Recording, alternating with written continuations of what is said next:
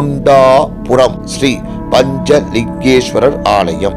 அன்னை இந்த தலத்தில் எடுத்தருளிய சில கணப்பொழுதிலேயே அந்த தலமே இறைவனின் பஞ்சபூத வடிவங்களும் ஒரே இடத்தில் லிங்க ரூப மூர்த்திகளாக கோவில் கொள்ள உகந்த தலம் என்பதை அறிந்து கொண்டார்.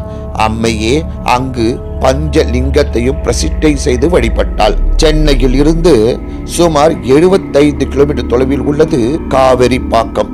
இந்த ஊரில் ஒரு பகுதியாக விளங்கும் கொண்டாபுரம் ஆதியில் சிவபுரம் என்ற பெயரில் அழைக்கப்பட்டது. இந்த கொண்டாபுரத்தில்தான் அன்னை பிரசிட்டை செய்த பஞ்சலிங்கேஸ்வரர் ஆலயம் உள்ளது. சிவபுரம் யார் என்ன காரணத்திற்காக இந்த பெயரை இந்த தலத்திற்கு வழங்கினார்களோ தெரியவில்லை. ஆனால் மிக பொருத்தமான திருப்பெயர். நிலம், நீர், நெருப்பு, காற்று, ஆகாயம் என பஞ்சபூதங்களுக்கும் நாயகனான ஈசன் 5 லிங்கங்களாய் அருள் லோச்சும் தலம் ஆயிற்றே. மேலும் 12 ராசிகளையும் 4 வகையாக பிரித்து ஒவ்வொரு வகைக்கு ஒரு லிங்கம் என்றும், தன்னுடைய ராசி எதுவென தெரியாதவர்கள் வணங்க 5வதாக ஒரு லிங்கம் எனவும் நியதிகள் வகுத்து முன்னோர் வழிபட்டு வரம் பெற்ற புண்ணிய சேஸ்திரம் அல்லவா இது. ராசிகளுக்குள்